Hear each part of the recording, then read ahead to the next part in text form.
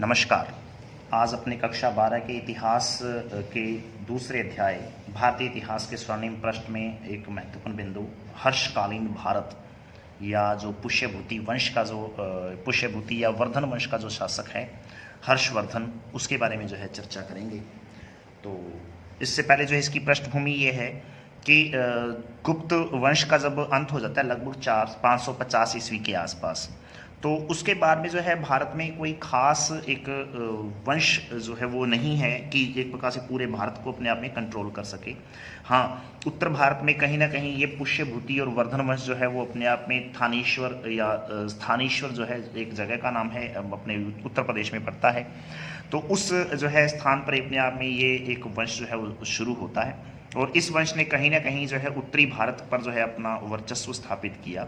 लेकिन वर्धन वंश भारत का प्राचीन भारतीय इतिहास की यदि बात करें तो वह उसका जो है पहला सार्वभौमिक जो है अंतिम जो है सार्वभौमिक वंश माना जा सकता है, क्योंकि पहला मौर्य वंश था जिसने अपने आप में पूरे भारत को अपने आप में अपने अधिकार में रखा, और अंतिम जो है एक प्रकार से अपने प्राचीन भारतीय इतिहास की यदि बात करें तो उसमें जो है अपने इस पुष्यभूति या वर्धन वंश को ले सकते हैं, जो लगभग जो है उत्तरी भारत पे अपना अपना जो है शासन स्थापित कर पाता है। तो उसी की जो है कुछ पृष्ठभूमि अपने जो है यहाँ बनाते हैं, और वो ये है कि लगभग 550 ईस्वी के आसपास जो है इस उत्तर भारत में जो है शक्तिशाली राजवंशों में स्थानेश्वर या फिर थानेश्वर में प्रसिद्ध वर्धन वंश का उदय होता है। ठीक है जी। और इसका प्राचीन नाम जो है वो श्रीकंठ या श्रीकंठ है अपने आप में। इस थानेश्वर का या स्थानेश्वर जो जगह है उसका नाम अपने आप में श्रीकंठ अपने जो है प्राचीन इतिहास में देखते हैं उसका नाम। और यहाँ पर पुष्यभूति ने जो है वर्धन वंश की स्थापना की थी। पुष्यभूति जो है इस वर्धन वंश का आदि पुरुष माना जाता है जिसने इस वंश की शुरुआत की थी। उसके बाद में जो है इस वंश का जो है एक महत्वपूर्ण शासक आता है प्रभाकर वर्धन। तो वो जो है वर्धन वंश का जो है अपने आप में प्रथम स्वतंत्र शासक कहा जा सकता है, ये जो प्रभाकर वर्धन था। और प्रभाकर वर्धन जो है इससे जो है वर्धन वंश का जो कर्मपद इतिहास है वो अपने को एक उसकी जो है एक लिस्ट या उसकी अपनी जानकारी अपने को प्राप्त होती है। बात आती है जो सबसे महत्वपूर्ण जो बात है वो है अपने जो लेसन का जो एक महत्वपूर्ण टॉपिक है हर्षवर्धन या शीलादित्य भी इसका जो है एक प्रकार से इतिहास में नाम आता है। 606 ईस्वी से लेकर और 647 ईस्वी तक जो है इस व्यक्ति का शासन रहा है, इस शासक का शासन रहा है शासनकाल। और इस पुष्यभूति वंश का ये सबसे महान शासक रहा है, ये अपने को याद रखना है। याद रखेंगे पुष्यभूति या इस वर्धन वंश का ये है कर्मानुसार देखा जाए तो चौथा शासक है। पहला जो है पुष्यभूति खुद, उसके बाद में जो है उसका पुत्र जो है भास्कर वर्मन और या प्रभाकर वर्धन जिसको बोल देंगे। तो प्रभाकर वर्धन के दो पुत्र हैं, एक राज्यवर्धन और एक हर्षवर्धन। तो चौथे नंबर पे जो है हर्षवर्धन आता है जो इस वंश का जो है एक महान शासक माना जाता है। चौथा और अंतिम है ये। इसके बारे में वर्धन वंश जो है इसकी मृत्यु के बाद, क्योंकि निसंतान था तो इसकी मृत्यु के बाद वर्धन वंश अपने आप ही जो है सबदा समाप्त हो जाता है। शुरुआत करते हैं पुष्यभूति वंश के जो है एक प्रकार से इस हर्ष की। तो हर्ष जो है इस वंश का सबसे महान शासक रहा है। ठीक है जी। दो राजधानियां उसकी हुआ करती थी, एक थी जो है थानेश्वर जहां से उन्होंने अपना राज्य शुरू किया है, और दूसरा उन्होंने कन्नौज को जीतकर उस कन्नौज भी जो है एक प्रकार से उसकी राजधानी रही है। तो दो जो है एक प्रकार से इसकी राजधानियां बनाई गई। अब इसकी जो है आगे बात यह है कि कन्नौज के साथ वो किस तरीके से अपना शासन स्थापित करता है। तो गंगा के पश्चिमी तट पर स्थित जो है हर्षवर्धन की ये राजधानी है, और इस कन्नौज को जो है उस समय महोदयश्री के नाम से जो है भी पुकारा गया है। तो ये याद रखेंगे, महोदयश्री जो है हर्ष के समय में कन्नौज का ही एक अन्य नाम है। उसके बाद में है हर्ष के समय जो है यह उत्तरी भारत का एक प्रमुख नगर था। ये जो कन्नौज जो है वर्तमान में उत्तर प्रदेश में पड़ता है ये। और हर्ष ने थानेश्वर के साथ साथ कान्यकुब्ज मतलब कन्नौज को ही कान्यकुब्ज या महोदयश्री कहा गया है। तो इस कान्यकुब्ज का जो है शासन वो भी संभाल लिया था।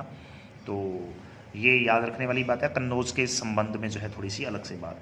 उसके बारे में बात आती है महादान भूमि, एक जो है इसका उपनाम है, ये हर्ष को कहा जाता है महादान भूमि। उसके बारे में भारतीय हातिम भी जो है एक प्रकार से हर्ष को ही कहा जाता है। ये इसके बारे में कुछ इसके निक नेम कह सकते हैं अपने, इसके उपनाम हैं। उसके बारे में सबसे महत्वपूर्ण जो नाम है वो ये है, ये बहुत महत्वपूर्ण है। ये हर्ष की उपाधि है सकलोत्रा पथनाथ। अब ये सकलोत्रा पथनाथ का मतलब क्या है ये थोड़ा सा याद रखना है। इसका मतलब होता है उत्तरी भारत का स्वामी। सकलोत्रा मतलब सारे के सारे उत्तरी भारत, सकल का मतलब सारा, उत्तरा का मतलब उत्तर हो गया, उत्तर भारत। पथनाथ मतलब उत्तरी भारत का जो है एक प्रकार से नाथ, नाथ का मतलब स्वामी होता है। उत्तरी भारत का जो है एक प्रकार से राजा या स्वामी जो है एक प्रकार इसे हर्ष को कहा गया है। ये इसकी उपाधि है सकलोत्रा पथनाथ, बहुत महत्वपूर्ण है। जी हाँ, तो एक शासक है जिसका नाम है अपने चालुक्य वंश का शासक है पुलकेशिन द्वितीय। उसका जो है ऐहोल, एक ऐहोल अपने आप में एक जगह है, वहाँ पर जो है उसने एक अभिलेख स्थापित किया था, ऐहोल अभिलेख। ठीक है, चालुक्य वंश का जो है ऐहोल अभिलेख उसको जो है कहा जाता है। उसमें भी जो है एक प्रकार से इस हर्ष की उपाधि सकलोत्रा पथनाथी प्राप्त होती है। तो ये एक अलग से थोड़ी सी बात याद रखेंगे आप। उसके बाद में जो है बात आती है, हर्षकालीन साहित्यकार था एक मतंग या मयूर जिसको बोला गया है। और काम शास्त्र का जो है प्रसिद्ध ग्रंथ है अष्टक। ठीक है जी, उस अष्टक का रचिता ये माना जाता है।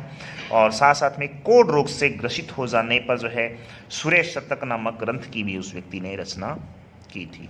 तो कोढ़ी था, अपने आप में कोढ़ रोग हो जाता है उसको, इस मतंग या मयूर को। ठीक है, अष्टक की उसने रचना की थी उससे पहले, और कोढ़ होने के बाद में उसने जो है सुरेश शतक नामक एक अलग से जो है ग्रंथ की रचना की है। उसके बाद में सोढल नाम का एक अन्य जो है इसका हर्ष के समय का ही एक साहित्यकार है, उसने अवंती सुंदरी कथा नामक ग्रंथ की रचना की है। भास्कर वर्मा जो कि कामरूप उत्तर प्रदेश का जो है एक प्रकार से शासक है, बहुत महत्वपूर्ण है, ये याद रखेंगे भास्कर वर्मा। इस हर्ष ने इस कामरूप के शासक भास्कर वर्मा से समझौता किया, उसके साथ अपने आप में मित्रता प्राप्त जो है उसकी की उसके साथ। और इसी व्यक्ति की सहायता से जो है क्या किया है जी, हर्ष ने 606 ईस्वी में जब वो शासक बनता है तब से लेकर और 619 ईस्वी के दौरान उसने ये शशांक जो कि गौड़ वंशीय शासक है उस समय बंगाल का, तो बंगाल के इस गौड़ वंशीय शासक शशांक को जो है इसने पराजित किया, उसको मार दिया था। अब क्यों इसको पराजित किया, क्यों मारा है, तो इसका कारण ये है क्योंकि हर्षवर्धन का बड़ा भाई राज्यवर्धन उस समय शासक था। तो क्या हुआ कि 606 ईस्वी में इस शशांक ने धोखे से इस राज्यवर्धन की हत्या कर दी थी। उस समय जो है ये न चाहते हुए भी जो है एक प्रकार से इस हर्षवर्धन को जो है शासक बनना पड़ा, अपने भाई से बड़ा प्रेम था इसका। और फिर भी जो है ये उसकी मृत्यु के बाद, उसकी हत्या के बाद ये शासक बनता है। इस शशांक ने उसकी हत्या की धोखे से, और बाद में जो है जब ये सिंहासन पर बैठता है तो उस समय ये कसम खाता है कि मैं पूरी इस पृथ्वी से, इस सृष्टि से गौड़ वंश का पूरी तरह से समूल नाश कर दूंगा। और उसके लिए जो है वो लगातार प्रयासरत रहा, और 619 ईस्वी में जाते जाते उसने जो है इस शशांक नामक गौड़ वंशीय शासक जो कि बंगाल का शासक था उसको ये मार पाया और अपने भाई की मृत्यु का बदला ले पाया। तो ये एक प्रकार से इसके बारे में जो है बात ये है कि इस भास्कर वर्मा जो है इस व्यक्ति ने इसकी जो है एक प्रकार से सहायता की थी। मधुबन का लेख 613 ईस्वी में जो है बहुत महत्वपूर्ण है ये थोड़ी सी बात, वो ये है कि उत्तर प्रदेश के महू एक आजमगढ़ जिला है, महू जिला, तो महू आजमगढ़, तो इस महू आजमगढ़ में जो है एक प्रकार से एक अभिलेख है और उस अभिलेख में हर्षवर्धन की जानकारी मिलती है। बांसखेड़ा अभिलेख महत्वपूर्ण हो जाता है। 628 ईस्वी में जो है बांसखेड़ा अभिलेख जो है स्थापित किया गया, लिखा गया। कहाँ पर है, तो उत्तर प्रदेश के शाहजहांपुर जिले में स्थित है। ठीक है, बांसखेड़ा नामक स्थान पर। और इस अभिलेख में हर्षवर्धन के हस्ताक्षर मिलते हैं, बहुत सारी पांडुलिपियों में भी, और बहुत सारे जो एक प्रकार से पुरानी जो इतिहास की जो पुस्तकें हैं उनमें हर्षवर्धन के इस जो है एक प्रकार से बांसखेड़ा जो है अभिलेख में उसके जो हस्ताक्षर हैं वो भी एक प्रकार से किए हुए चित्र भी प्राप्त होते हैं। तो याद रखेंगे हर्ष के जो हस्ताक्षर से एक प्रकार से हस्ताक्षरित एक प्रकार से जो बांसखेड़ा अभिलेख है वो है शाहजहांपुर उत्तर प्रदेश में अपने आप में ये बना हुआ है। जी हाँ, उसके बाद में हर्ष द्वारा जो है कुछ संस्कृत नाटक लिखे गए थे, जैसे नागानंद, रत्नावली और प्रियदर्शिका। इम्पॉर्टेंट है ये बात भी, पेपर में पूछा जाता है। एक अपने आप में नाटककार या एक साहित्यकार के तौर पे जो है हर्षवर्धन का मूल्यांकन जब करना होता है तो नागानंद, रत्नावली और उसकी प्रियदर्शिका ये उसकी महत्वपूर्ण जो है उसकी पुस्तकें हैं, नाटक ग्रंथ हैं, आप याद रखेंगे। पुलकेशिन द्वितीय जिसके बारे में अपनी चर्चा की थी, मोस्ट इंपॉर्टेंट अपने आप में हर्षवर्धन के बारे में प्रश्न डायरेक्ट पूछा जाता है। ये 634 ईस्वी में हुआ क्या, रवि कीर्ति द्वारा लिखित ऐहोल अभिलेख हर्ष के संबंध में जानकारी देने वाला एक प्रमुख ऐतिहासिक ग्रंथ है ये।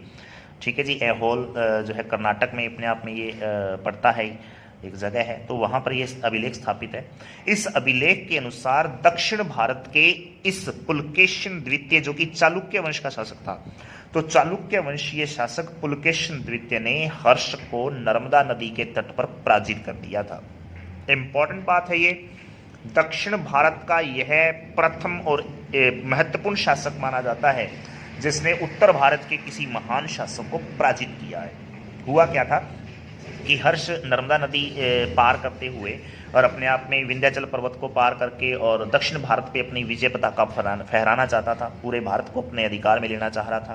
तो उसके जो है इस विजय अभियान को जो है अपने आप में इस पुलकेशिन द्वितीय चालुक्य वंश का ये शासक है, और इस व्यक्ति ने जो है एक प्रकार से इसको पराजित करते हुए इसको रोका था। इसलिए मोस्ट इंपॉर्टेंट बात है, ये याद रखने वाली है। फिर बात आती है इसका जो है एक दरबारी कवि है बाण भट्ट, जिसके बारे में बहुत सारी, जिसने हर्षवर्धन के बारे में जो है जानकारी देते हुए बहुत सारे ऐतिहासिक ग्रंथ उसने जो है लिखे हैं। तो इस बाण भट्ट के बारे में बात करते हैं। हर्ष का सबसे प्रसिद्ध एक प्रकार से दरबारी कवि था ये बाण भट्ट जो था, और अपनी समास शैली जो है के आधार के लिए जो है वो प्रसिद्ध था। उसने बहुत सारे ग्रंथों की रचना की है, जिसमें 2-3 नाम यहाँ पर दे रखे हैं। सबसे पहले बात आती है हर्षचरित। तो हर्षवर्धन को जो है बाण भट्ट ने जो है इस कृति में चतुसमुद्राधिपति अर्थात चारों समुद्रों का अधिपति, चारों समुद्रों का एक प्रकार से क्या कि अपने आप में शासक उसने जो है स्वामी उसने माना है, और सर्व चक्रवर्ती नाम धीरेय आदि उपाधियों से समलंकृत किया है, अर्थात आदि उपाधियां उसने दी हैं। चतुसमुद्राधिपति और सर्व चक्रवर्ती नाम धीरेय, ये एक प्रकार से उपाधियां हैं हर्षवर्धन के की, जो कि इस बाण भट्ट ने अपने आप में इस हर्षवर्धन को इस हर्षचरित नामक ग्रंथ में दी है। थोड़ा याद रखेंगे इसको। उसके बाद में उसने एक संस्कृत साहित्य का एक प्रथम उपन्यास लिखा है जिसका नाम है कादम्बरी। तो ये भी एक महत्वपूर्ण बात होती है कि एक सर्वोत्तम और सबसे महत्वपूर्ण जो है एक उपन्यास है, संस्कृत साहित्य का पहला उपन्यास माना जाता है, जो कादम्बरी नाम से इस बाण भट्ट ने लिखा था। तो बाण भट्ट को कादम्बरी कथा लिखने की प्रेरणा गुणाढ्य की पिशाची भाषा में लिखित वृहद कथा से जो है प्राप्त होती है। गुणाढ्य ने जो है वृहद कथा नामक एक ग्रंथ लिखा, एक नाटक लिखा, और उसी जो है नाटक पर आधारित जो है एक प्रकार से इसने अपने आप में कादम्बरी नामक ये संस्कृत उपन्यास लिखा था। तो उसकी प्रेरणा अपने आप में इस गुणाढ्य की वृहद कथा से जो है प्राप्त होती है, उसको प्रेरणा मिलती है, और उसी से जो है एक प्रकार से आगे जो है अपने आप में क्या थी इस नाटक के जो है वो आगे से आगे इसको इस उपन्यास को वो लिखता है। तो उसके बारे में इतनी सी खास बात याद रखनी, और कोई खास इसमें है नहीं है। उसके बारे में जो है एक बात ये है कि इस बाण भट्ट द्वारा लिखी गई ये कादम्बरी जो है ये लिखते लिखते ही उसकी मृत्यु हो जाती है, यानी वो लिख ही रहा था, इस दौरान पूरा नहीं हो पाया था और उसी दौरान इसकी मृत्यु हो जाती है। तो पहला भाग जो है इसका बाण भट्ट ने जो है लिखा है, और उसका उत्तर भाग अर्थात उसके बाद वाला जो दूसरा भाग है इसका एंड पॉइंट जो है एक प्रकार से वो उसके पुत्र भूषण भट्ट, जिसको पुलिंद भट्ट भी कहा जाता है, उस व्यक्ति ने पूरा किया था। तो पहले भाग को जो है बाण भट्ट ने पूरा किया कादम्बरी के, और उसका जो दूसरा भाग है उसको जो है अपने आप में इस भूषण भट्ट जो उसका बेटा ही है उसने इसको पूरा किया है। पार्वती परिणय जो है परिणय उसका अपने आप में एक नया जो है एक प्रकार से ग्रंथ है, साहित्य ग्रंथ है। तो ये एक याद रखने वाली बात है बाण भट्ट के बारे में। उसके बाद में एक इम्पॉर्टेंट जो है बात आती है इस ह्वेन सांग या युआन च्वांग के बारे में। अब ये युआन च्वांग या ह्वेन सांग कौन है? तो चीन का एक महत्वपूर्ण जो है एक तीर्थ यात्री है, बौद्ध भिक्षु था ये, और भारत में अपने आप में बहुत सारे जो ये जो महात्मा बुद्ध की से जुड़ी हुई जितनी भी जो जगह हैं या उनके संबंधित जो ग्रंथ हैं उनकी जानकारी प्राप्त करने के लिए, बौद्ध धर्म को एक प्रकार से रिप्रेजेंट करने के लिए अपने आप में ये आता है भारत में, भारत की यात्रा पर। 600 ईस्वी में जो है चीन के होनान प्रांत में जो है इस व्यक्ति का जन्म होता है, इस ह्वेन सांग का, और हर्ष के समय में जो है शासनकाल में 629 ईस्वी में ये भारत में आ जाता है। ठीक है जी। और महात्मा बुद्ध की जन्मभूमि कर्म भूमि होने के कारण और मौलिक ग्रंथ अर्थात भारत के जो एक प्रकार से जो इस बौद्ध धर्म के जो है मौलिक ग्रंथ हैं, उन मौलिक ग्रंथों को जो है पढ़ने के लिए, उनका अध्ययन करने के लिए जो है एक प्रकार से 629 ईस्वी में चीन से इसने भारत के लिए प्रस्थान किया था। इसके बारे में बहुत इंपॉर्टेंट बातें हैं याद रखने वाली हैं इस ह्वेन सांग के बारे में, और वो ये है कि ह्वेन सांग ने CU की, ये एक महत्वपूर्ण जो है ऐतिहासिक जो है ग्रंथ है CU की, जिसका अर्थ होता है जीवनी। नामक एक ग्रंथ की रचना की है। पेपर में डायरेक्ट पूछा जाने वाला सवाल है ये। उसके बाद में ह्वेनसांग को प्रिंस ऑफ पिलग्रिम्स कहा जाता है।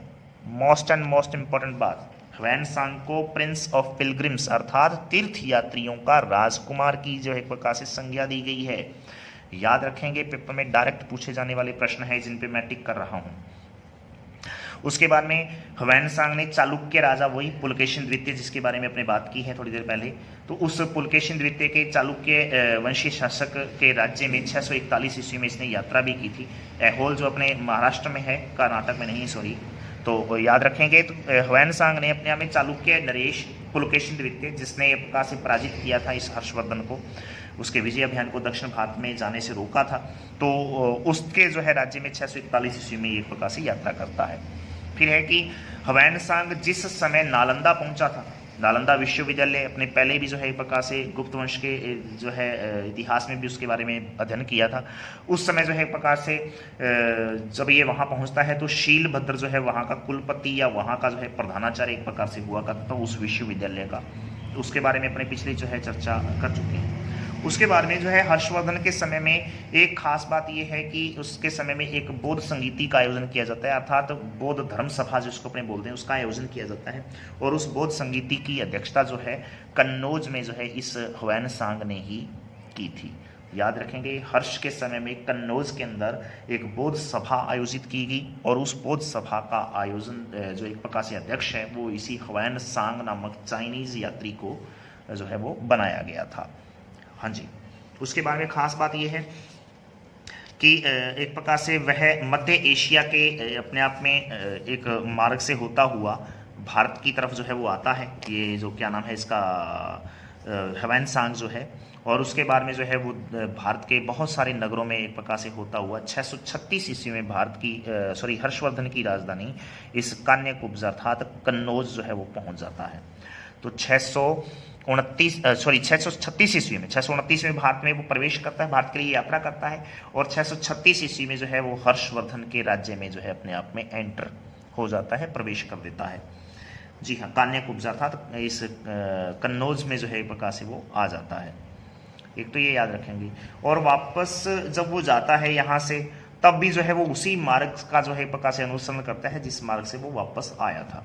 याद रखेंगे, इससे पहले जो है एक प्रकार से एक चीनी यात्री था फाहियान, जो कि अपने आप में 399 ईस्वी में चंद्रगुप्त द्वितीय जो कि गुप्त वंश का महत्वपूर्ण शासक है, उसके समय में वो आया था। तो वो एक प्रकार से आया स्थल मार्ग से, लेकिन गया समुद्री मार्ग से था। लेकिन ह्वेनसांग उसी मार्ग से वापस गया है जिस मार्ग से वो आया था। तो मध्य एशिया में जो एक प्रकार से जहाँ रेशम मार्ग की जिसमें अपने बात करते हैं, उसी रेशम मार्ग से वो अंदर आता है, भारत में एंटर करता है, और वापस भी उसी मार्ग से जो है एक प्रकार से वो अपने देश चला जाता है। जी हाँ। तो ह्वेनसांग का एक मित्र है ह्वीली। तो ह्वीली नामक एक जो है इसका मित्र है ह्वेनसांग का, उसने ह्वेनसांग की जो है एक प्रकार से जीवनी भी लिखी है। तो ये भी थोड़ा सा याद रखेंगे। फिर खास बात यह है कि ह्वेनसांग ने भारत के बारे में और हर्षवर्धन के बारे में कुछ खास जानकारियां दी हैं। क्या है वो लिखता है कि हर्ष सत्कर्मों के प्रति बड़ा अपने अनुराग में सोना खाना भी भूल जाता है। यानी इतना एक प्रकार से वो अपने एक क्या बोलेंगे कि उसको वो बहुत ज़्यादा जो है वो अपने आप में क्या है कि एक बिजी जिसको अपने बोल देंगे, ठीक है जी। जी हाँ, व्यस्त जो है अपने आप में इसका जीवन है हर्षवर्धन का, सॉरी। तो इस व्यस्त जो है और अपने सत्कर्मों में वो इतना जो है बिजी रहता है कि वो अपने आप में सोना खाना पीना वो भी जो है एक प्रकार से भूल जाता है। तो ये इसकी खास बातें हैं। कभी थकते नहीं है वो, ये एक प्रकार से ह्वेनसांग के अनुसार हर्षवर्धन की कुछ बुरी बुरी प्रशंसा की गई है। कभी थकते नहीं थे, दिन उन्हें बहुत छोटा लगता था, प्रजा के सुख दुख को जो है समझने के लिए वे देश का दौरा किया करते थे। ये एक प्रकार से बोला गया है इस हर्षवर्धन के बारे में ह्वेनसांग द्वारा। फिर एक अन्य जो है चीनी यात्री जो है हर्षवर्धन के थोड़े टाइम बाद जो है 670 ईस्वी से 695 ईस्वी तक भारत में रहता है, उसका नाम है इत्सिंग। तो इस इत्सिंग नामक जो है चीनी यात्री द्वारा जो है भारत की यात्रा की जाती है। और फिर है कि प्रसिद्ध बौद्ध भिक्षुओं की आत्मकथाएं और काओ सेंग चुनाव नामक जो है उसने 2 ग्रंथों की भी रचना की है इस इत्सिंग ने। हर्षवर्धन के बारे में डायरेक्ट प्रश्न जो पूछे जाते हैं वो है कान्यकुब्ज की धर्म सभा, और उसके बाद में जो है कन्नौज या प्रयाग की जो है प्रयाग में महामोक्ष परिषद। डायरेक्ट प्रश्न इसी पे जो है पूछे जाते हैं, अपने इन्हीं को जो है दोहराते हैं। क्या है ये सुने। तो क्या है कि 643 ईस्वी में हर्ष ने कान्यकुब्ज अर्थात कन्नौज में जो है एक प्रकार से बहुत सारे संप्रदायों के आचार्यों और अनुयायियों की एक महासभा बुलाई। अपने आप में सभी धर्मों के जो है महात्मा या उनके जो आचार्य हैं और अनुयायी हैं उनको वो अपने आप में इस कान्यकुब्ज अपनी राजधानी कन्नौज में बुलाता है, और इस सभा की अध्यक्षता ह्वेनसांग ने की थी। 20 दिन तक जो है प्रकार से ये सभा चलती है। और एक इतिहासकार हैं R.K. मुखर्जी, तो उन्होंने कहा है कि हर्ष के पक्षपात के कारण यह धार्मिक पार्लियामेंट अर्थात ये धार्मिक महासभा जो है वो अपने आप में एक सांप्रदायिक सभा में बदल गई थी। चूंकि इस जो है कन्नौज की सभा में क्या हुआ, यानी कान्यकुब्ज की सभा में ह्वेनसांग को अपने आप में बनाया गया इसका अध्यक्ष, और इसमें जो है ह्वेनसांग अपने आप में इस व्यक्ति से बहुत प्रभावित हुआ और इसके विचारों से और इसकी बातों से। और इसी दौरान जो है क्योंकि ह्वेनसांग अपने आप में बौद्ध धर्म का प्रचार प्रसार कर रहा है, बौद्ध धर्म को अपने आप में रिप्रेजेंट कर रहा है, इस वजह से हर्षवर्धन भी इसकी तरफ जो है झुकता चला गया और जो है अपने आप में इस ह्वेनसांग ने क्या किया कि उसको अपने आप में बौद्ध धर्म में दीक्षित भी कर दिया था, बौद्ध धर्म को उसने अपना लिया था हर्षवर्धन ने। तो क्या हुआ कि ह्वेनसांग का इस हर्षवर्धन के ऊपर इतना प्रभाव था कि इसने सभा के अंदर ही अपने आप में यह कह दिया, यानी एक प्रकार से अपनी इस सभापतियों को या जितने भी जो इसमें आचार्य या अनुयायी जो है एक प्रकार से अन्य धर्मों के जो इकट्ठे हुए हैं उनको डायरेक्ट एक प्रकार से कह दिया कि जो व्यक्ति इस ह्वेनसांग के साथ बहस करेगा बौद्ध धर्म को लेकर या ह्वेनसांग को भला बुरा कहेगा तो उसको जो है तत्काल उसकी जुबान काट ली जाएगी। तो अपने आप में जो है इस कन्नौज की जो है क्या है कि इस परिषद में अपने आप में उसके ऊपर आक्रमण भी फिर जो है एक प्रकार से होता है, क्योंकि हर्षवर्धन अपने आप में पक्षपात ले रहा है पूरी तरह से इस ह्वेनसांग की, और इस वजह से जो है उसको मारने का भी प्रयास जो है इस जगह पर किया जाता है। लिखा भी है प्रारंभ में जो है हर्ष ने यह घोषणा कर दी कि जो व्यक्ति ह्वेनसांग के विरुद्ध बोलेगा यानी उसकी कटनी करेगा, उसकी बातों को जो है टोकेगा, तो उसकी जो है जीभ यानी जुबान काट ली जाएगी। अपने बात कर चुके हैं। फिर है कि महायान जो है धर्म की विजयी घोषित कर दिया गया उस समय, और इसमें जो है हर्ष की हत्या का प्रयास भी किया गया था। बातें हो चुकी हैं अपने, क्योंकि पक्षपात कर रहा है, इस वजह से लोगों ने जो है तंग आकर उसको जो है मारने का भी प्रयास किया हर्ष को, लेकिन जैसे तैसे वो बच जाता है। ह्वेनसांग को जो है उसने एक प्रकार से इस हर्ष ने महायान देव और फिर मोक्ष देव आदि की उपाधियां भी उसने दी हैं। तो ये इस कान्यकुब्ज यानी कन्नौज की धर्म सभा अपने आप में R.K. मुखर्जी के अनुसार ये है कि इस हर्षवर्धन के पक्षपात के कारण जो है वो धार्मिक पार्लियामेंट अर्थात धार्मिक महासभा जो थी वो अपने आप में सांप्रदायिक जो है एक प्रकार से सभा में बदल जाती है। बहुत पक्षपात करता है एक प्रकार से वो व्यक्ति। फिर बात आती है उसके बाद में उसी समय थोड़े टाइम बाद जो है प्रयाग की जो है महामोक्ष परिषद मोस्ट इम्पॉर्टेंट है। हर्षवर्धन अपने आप में एक ऐसा भारत का शासक है जो अपने राज्याभिषेक के हर 5वें वर्ष अपने द्वारा जितना भी राजस्व या जितना भी संपत्ति इकट्ठी की जाती है उसको वो दान में लगा देता था, दान पुण्य कर देता था उस पूरी की पूरी संपत्ति का, और खाली हाथ अपने जो है उस सभा से वापस लौटता था। प्रयाग में हर 5वें वर्ष जो है ये किया करता था। उसकी अंतिम एक प्रकार से जो ये जो महामोक्ष परिषद है वो 643 ईस्वी में जो है वो होती है।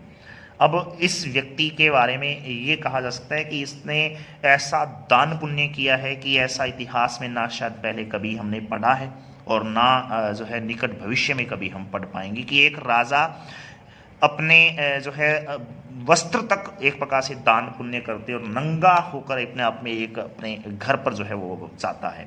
बहुत बड़ी बात है ये एक प्रकार से एक राजा होते हुए इस तरीके का दान पुण्य करना। तो एक बहुत बड़ा जो है अपने आप में ये दान पुण्य जो है महादानीकरण की तरह जो है एक प्रकार से जिसने अपने प्राणों की आहुति तक दे दी, ऐसा ही जो है एक प्रकार से इस हर्ष के बारे में जो है एक प्रकार से कहा जाता है। पढ़ते हैं अपने इसके बारे में। तो लिखा कि 643 ईस्वी में ह्वेनसांग ने प्रयाग में यानी प्रयाग जो अपने आप में वही जिसको अपने आज प्रयागराज उस समय इलाहाबाद भी इसको कहा जाता है, जहाँ पे गंगा और यमुना दोनों नदियाँ जो हैं आपस में संगम होता है उनका। तो उस गंगा और यमुना के संगम के आसपास वाले क्षेत्र में जो है आयोजित एक सभा में क्या है कि महामोक्ष परिषद में उसने भाग लिया है, खुद ही आयोजित करता है इसको।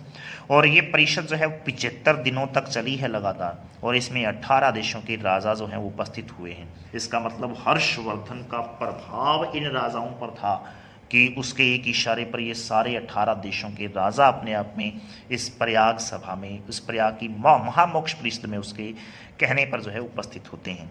इंपॉर्टेंट बात है ये। इसमें जो है वल्लभी का ध्रुवसेन द्वितीय और कामरूप का भास्कर वर्मा जो उसका मित्र भी है, तो ये भी अपने आप में, वल्लभी गुजरात में और कामरूप जो है ये उत्तर प्रदेश और बिहार के आसपास वाला क्षेत्र है। तो वहाँ का जो है एक प्रकार से शासक, ये जो इसका मित्र भी था, शशांक को मारने में इसने बहुत ही महत्वपूर्ण योगदान दिया था उसका। ठीक है जी, जी हाँ। तो उसके जो है दरबार में इस एक प्रकार से क्या जी, इन जो है महामोक्ष परिषद में वो अपने आप में दोनों शासक भी शामिल होते हैं। तो ये भी एक प्रकार से जानकारी याद रखेंगे आप। हर्ष ने अपने सारे आभूषण और सारे के सारे राजकीय वस्त्र तक दान कर दिए थे, और बिल्कुल जो है निवस्त्र होकर अपनी बहन राज्यश्री के पास जाता है, और उसके राज्य में जाकर और वहाँ जाकर जो है एक प्रकार से वो उससे वस्त्र लेकर और अपने तन को ढकता है, और फिर अपने वापस जो है अपनी कन्या कुब्ज राजधानी में वो जाता है। यानी प्रयाग में वो दान पुण्य करता है, और पास में ही उसकी बहन का ससुराल है, और वहाँ जाता है वो अपनी बहन के पास, और वहाँ से उससे वस्त्र उधार लेकर कि मैंने अपने तन को ढकना है और मुझे अपनी राजधानी वापस लौटना है, कृपया करके कपड़े दीजिए। तो वो वस्त्र वहाँ से उधार लेकर वो पहन के वो अपने आप में अपने तन को ढकता है, और वापस जो है कन्याकुब्ज अपनी राजधानी में जाता है। इस तरीके का दान पुण्य हुआ क्या, ऐसा जो है एक प्रकार से किंवदंती या यूँ बहुत सारी ऐतिहासिक जो है घटनाओं में ये मिलता है कि सब कुछ जो है उसने दान पुण्य कर दिया। इस 75वें दिन, लास्ट दिन तक वो जो है लगातार 75 दिन तक दान करता रहा है। तो दान करते करते जो है सब कुछ उसके पास से चला गया। तो एक औरत जो है लास्ट में बच जाती है, और वो आती है इस हर्ष के पास और कहती है कि मुझे भी कुछ दान दीजिए। तो हर्ष ने अब जो है हाथ हिलाते हुए कहा कि मेरे पास कुछ बचा नहीं है। तो वो कहती है क्यों नहीं बचा, तेरे वस्त्र तेरे पास हैं, तो वो तू वस्त्र मुझे दान दे दे। तो फिर जो है उस औरत के कहने पर जो है अपने आप में वो वस्त्र भी जो है एक प्रकार से दान दे देता है। जिस तरीके से कर्ण ने अपने आप में जो है इंद्र भगवान के जो है कहने पर उसके जो है वस्त्र, अपना जो है वो कवच, जिससे पता था कि ये मेरा यदि चला गया तो मेरी शायद मृत्यु भी हो जाएगी कल युद्ध में, महाभारत के उस युद्ध में, तब जो है अपनी मृत्यु को पास में देखते हुए भी उसने जो है अपने आप में मृत्यु का जो है कोई भय नहीं, और उसने जो है वो अपने आप में दान कर दिया था। ठीक उसी प्रकार से उस औरत के कहने पर वो अपने वस्त्र तक जो है ये प्रकार से दान कर देता है, और अपनी इज्जत का ख्याल तक वो नहीं रखता है। इतना महान दान आज तक पूरे विश्व में किसी शासक द्वारा नहीं हुआ है।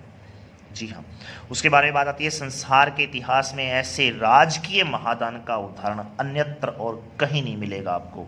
इसलिए इम्पॉर्टेंट बात है ये महामोक्ष परिषद, जो कि अपने आप में इस प्रयाग नामक स्थान पर इस हर्षवर्धन द्वारा की गई थी।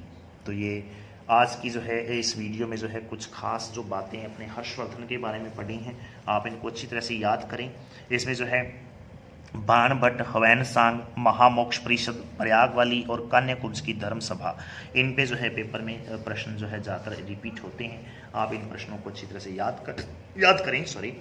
और अब इनमें जो है कुछ प्रश्न हैं, फटाफट आप जो है इन प्रश्नों को जो है थोड़ा लिख लें, ताकि गृह कार्य भी जो है आपका होमवर्क जो है वो पूरा हो सके। और वो इस तरीके से हैं प्रश्न। जी हाँ, सुने। एक तो ये है कि हर्षवर्धन ने थानेश्वर के साथ साथ में कौन से नगर को अपनी राजधानी बनाया था, बार बार अपने नाम लिया है, उसका याद कर लेंगे। सकलोत्रा पथनाथ की उपाधि किसने धारण की थी, ये इंपॉर्टेंट प्रश्न है इस जो है लेसन का।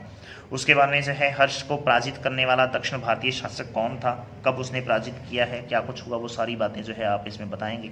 उसके बारे में हवैनसांग पर टिप्पणी लिखनी है आपको। हर्षचरित और कादम्बरी नामक जो है जो ग्रंथों की रचना किसने की है, ये आपने बताना है। और प्रयाग की महामोक्ष परिषद के बारे में जो है आप वर्णन कीजिए। डायरेक्ट प्रश्न जो है इस पर पूछा जा सकता है, प्रयाग की महामोक्ष परिषद। तो ये जो है कुछ 5-6 प्रश्न हैं, आप इनको अच्छी तरह से याद करेंगे। आज के लिए इतना ही, धन्यवाद। जय हिंद, जय भारत।